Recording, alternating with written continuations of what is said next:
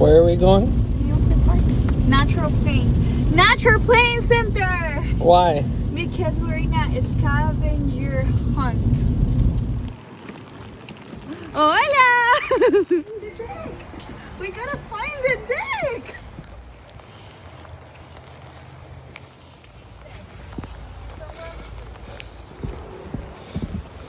I think it's by here. Oh my goodness. Do you hear the echo? Echo!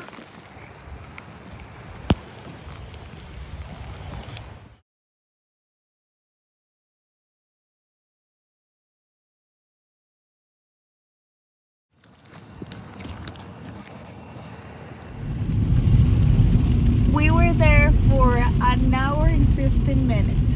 We got to the park at 11:30 and we left by 12:45.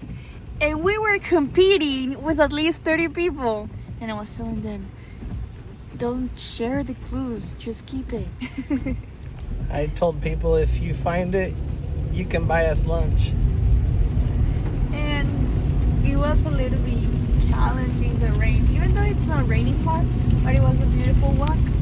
It was enjoyable, but it's cold too. So I brought an umbrella and I brought my winter jacket that is waterproof.